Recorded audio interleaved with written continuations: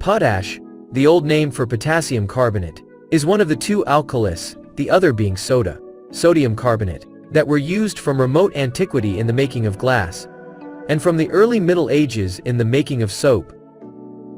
The former being the product of heating a mixture of alkali and sand, the latter a product of alkali and vegetable oil.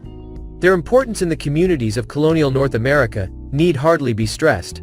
Potash and soda are not interchangeable for all purposes, but for glass or soap making either would do. Soda was obtained largely from the ashes of certain Mediterranean sea plants, potash from those of inland vegetation. Hence potash was more familiar to the early European settlers of the North American continent.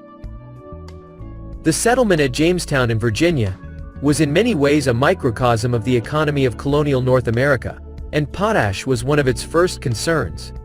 It was required for the glass works, the first factory in the British colonies, and was produced in sufficient quantity to permit the inclusion of potash in the first cargo shipped out of Jamestown.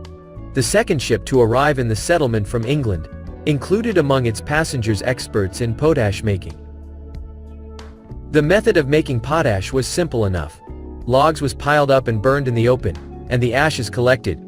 The ashes were placed in a barrel with holes in the bottom, and water was poured over them. The solution draining from the barrel was boiled down in iron kettles.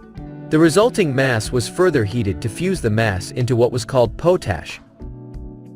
In North America, potash making quickly became an adjunct to the clearing of land for agriculture, for it was estimated that as much as half the cost of clearing land could be recovered by the sale of potash. Some potash was exported from Maine and New Hampshire in the 17th century, but the market turned out to be mainly domestic, consisting mostly of shipments from the northern to the southern colonies. For despite the beginning of the trade at Jamestown, and such encouragements as a series of acts to encourage the making of potash, beginning in 1707 in South Carolina, the softwoods in the South proved to be poor sources of the substance.